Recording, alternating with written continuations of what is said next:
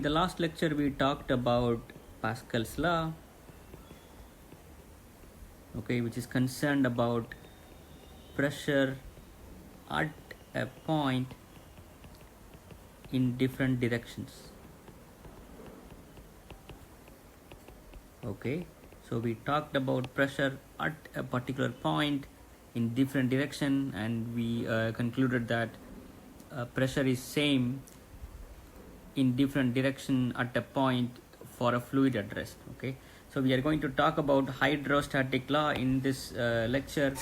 By hydrostatic law we are concerned about pressure variation in space for a fluid at rest. We are not going to talk about pressure at a point. We are going to talk about pressure variation in space. So we are going to be concerned about how pressure is going to vary with respect to space. This is what is given by hydrostatic law. Just like the previous example, let us consider a bulk of fluid. As I told you, if I draw a line with the inverted triangle, that means that we denote free surface, and below this free surface we have the fluid. Let us denote the coordinates to be x in the horizontal direction and y to be in the vertical downward direction. So just like what we did previously, we will consider an element of fluid of size delta x and delta y, let's say around point A. Point A is located at the center of this element. Let us say that at point A the pressure is denoted as P.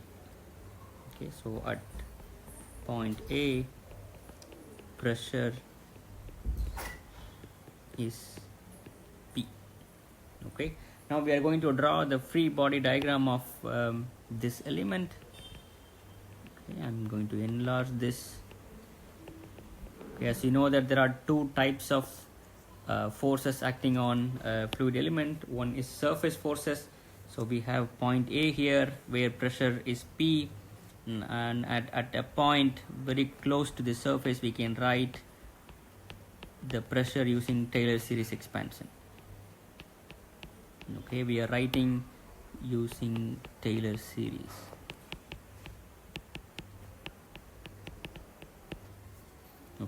Because we know that at point A, which is the center, the pressure is A.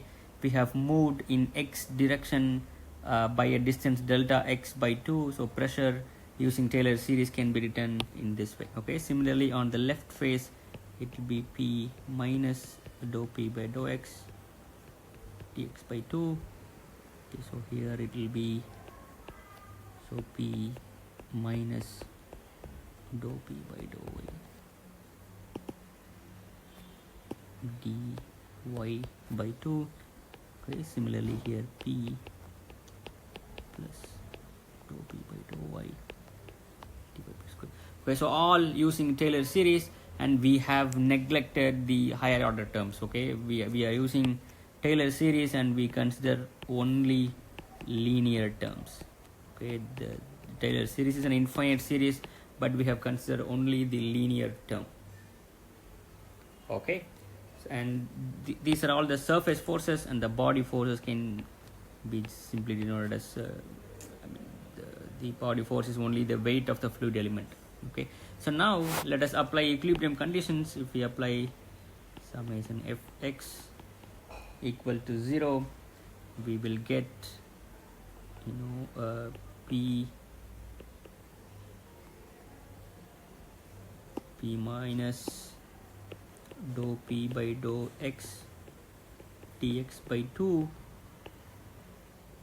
times delta y times 1 is the let us consider unit depth perpendicular to the board. Let's say that is unit. So the area will be given by delta y times 1 minus P plus dou P by dou x dx by 2 is 0. Okay, so now from here what we get is dou p by dou x to be 0. Okay, so this implies that pressure along a horizontal line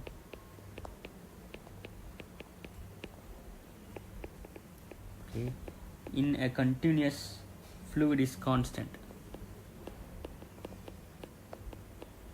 In a continuous fluid is constant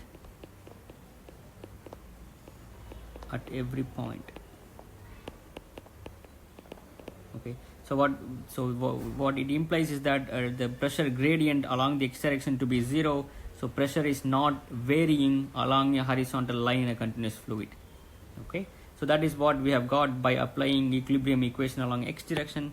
So let us apply delta Fy to be 0. Okay, so we get P minus dou P by dou y dy by 2 times dx1, okay, which is this one, and then that will be minus dou P by dou y 2 times dx1, that is this force. Now weight is given by rho g delta x delta y times 1. Okay, mass into volume multiplied by acceleration due to gravity is 0. Okay, so when we simplify this, what do we get is dou p by dou y delta x delta y minus rho g delta x delta y to be 0. Okay, from here we can write dp by dy, so that the partial derivative, the partial derivative becomes ordinary derivative because pressure is not a function of x, as we have seen from here. So pressure is only a function of y, so we rewrite the partial derivative into the ordinary derivative, that is equal to rho g. Okay, what is rho g? So we have seen in the first lecture is that rho g is called specific weight, denoted as the symbol gamma. Okay, so what do we say here is that, so this equation says that the rate of increase of pressure in the vertically downward direction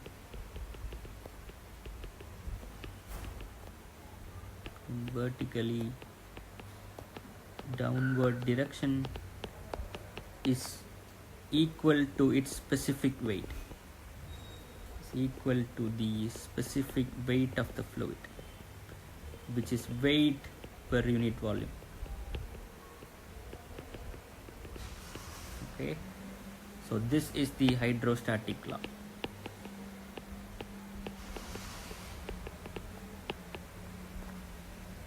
Okay, so the above the hydrostatic law is applicable. So the law is applicable for a fluid at rest when gravity is the only body force acting. Okay, so gravity is the only body force acting on the fluid element. Okay, so we have neglected the effect of magnetic or electric or any other body forces which would have come as an additional force, additional contribution in the equilibrium equation, but we have neglected all of them. We consider only gravity to be the body force. Okay, and it is applicable irrespective of whether incompressible or compressible flow, because we have not made any assumption about compressibility of the fluid. Okay, also it is applicable for viscous or inviscous fluid. Okay, doesn't matter because the viscosity does not enter into picture here.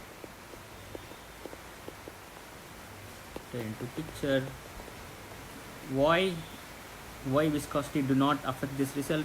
Because we are considering fluids at rest, so tau is 0 everywhere.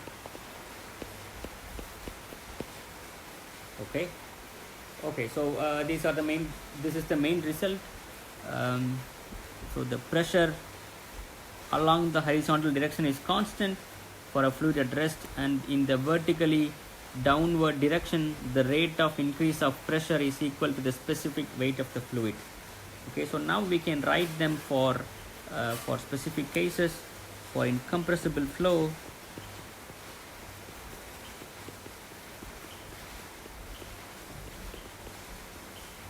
okay, so what we have is dou P by dou Y is rho G. For incompressible flow, density is not a function of pressure, so this equation can be directly integrated, so we will get P equals rho G H. Okay, this equation can be directly integrated for incompressible flow. Okay, so for an ideal compressible gas,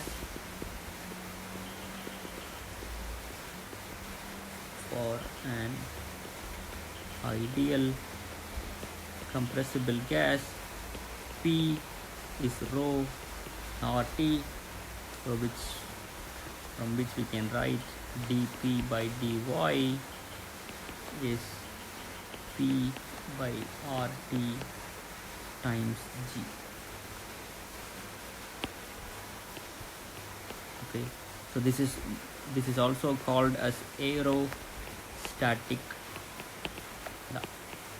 Okay, so this equation is used in studying our atmosphere.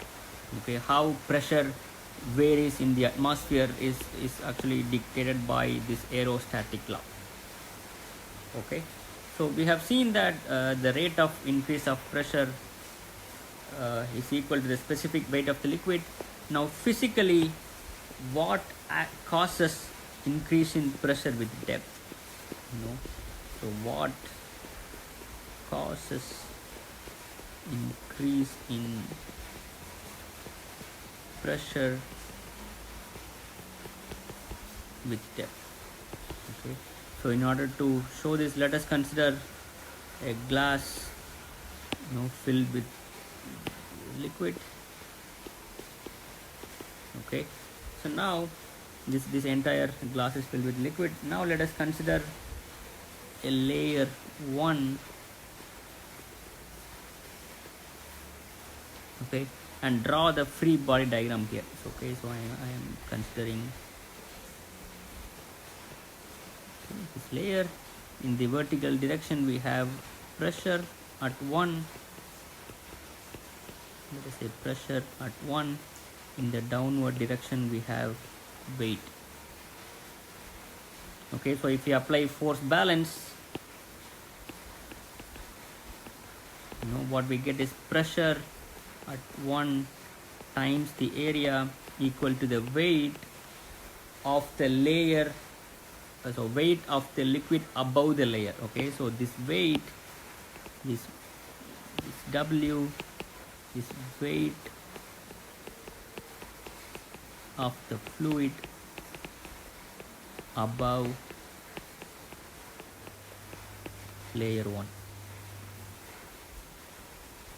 Okay, so as we move this layer in the vertically downward direction, the amount of weight supported by that layer increases. Okay, so the pressure balances at every layer, weight of the liquid above the layer.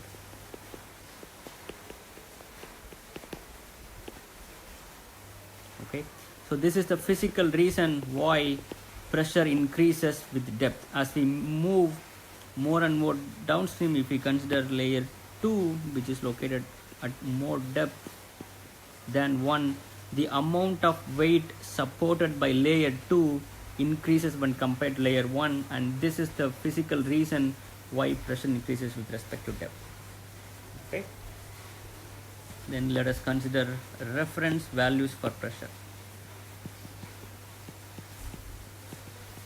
Okay, there are two reference values for pressure.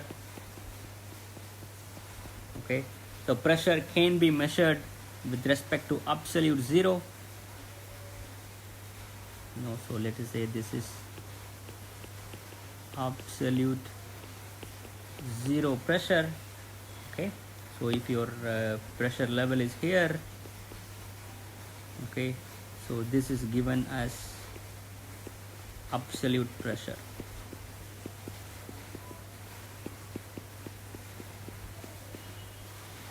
Okay, so this is reference. There are two reference, so this can be used as reference. The absolute zero pressure can be used as a reference to measure pressure, or we can use atmospheric pressure as the reference. Okay,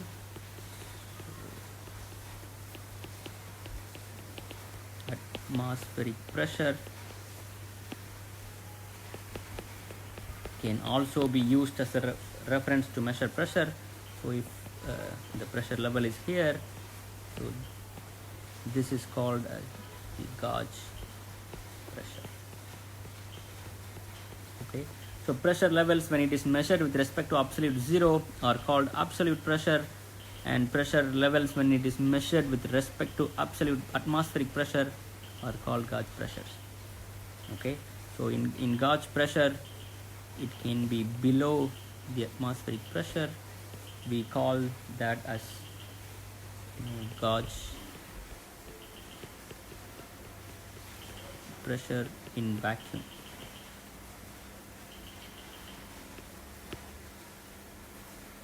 Okay, the reason for having two pressure levels is that the reason for using atmospheric pressure as an additional way of measuring pressure is that most of the pressure measuring devices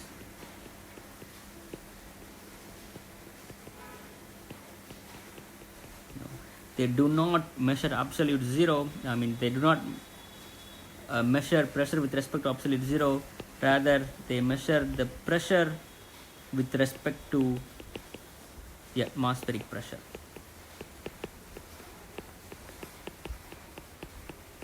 Okay, so what do we get is absolute pressure minus atmospheric pressure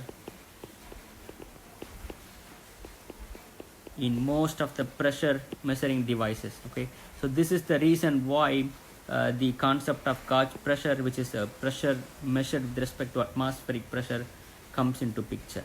Okay, but in thermodynamics, okay, so if you are doing anything with respect to thermodynamics, you must use absolute pressure. Okay, in fluid mechanics, especially when we are dealing with incompressible flows, it doesn't matter whether you are using absolute pressure or gauge pressure, but once you are using any thermodynamics formulation, for example the equation of state, P is rho or T, you must use absolute pressure, okay, in all thermodynamics calculations. Okay, so I'll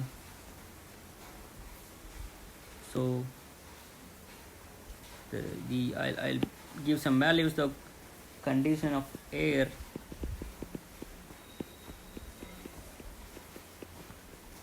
at standard atmospheric conditions or pressure is 1.01325 bar. So bar is another unit for pressure, which is 10 to the power minus 5 Newton per meter square. Okay, so Newton per meter square can also be given as pascals.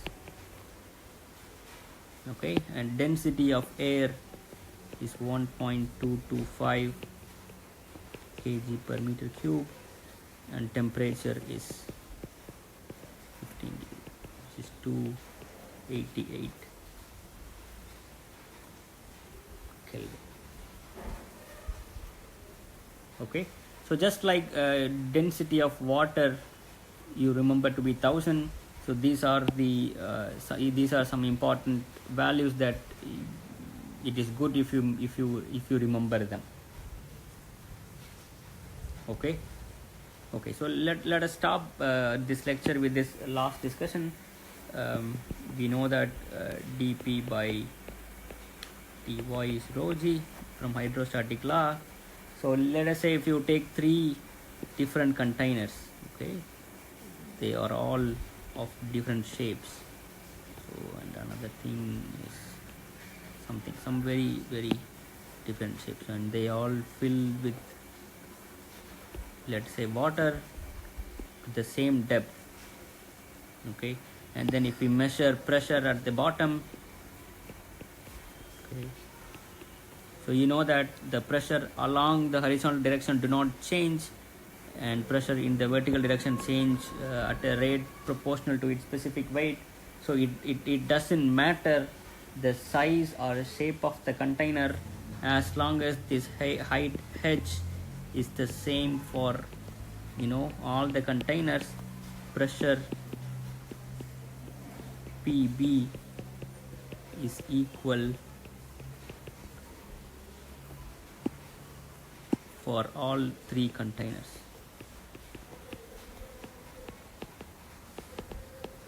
Okay, so this is what this law says. Okay, the size or shape of the container holding the liquid do not determine the pressure acting, let us say at point B considered here. Okay, so the pressure can be given in terms of, for an incompressible flow,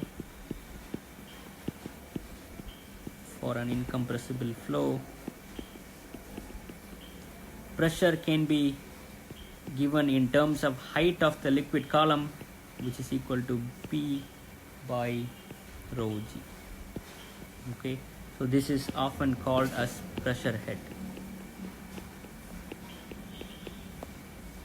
Okay, so let me re-explain this. So we have taken 3 containers, and pressure at, as long as the height of the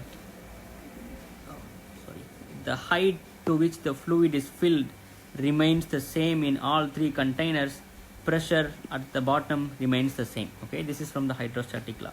So instead of specifying pressure, we can also say equivalently that a liquid of given density rho is filling the container up to height h. Okay, so pressure can be equivalently specified by height of the given liquid of density rho. Okay, this is often called as pressure head. Okay, so let's stop here. I'll meet you in the next lecture.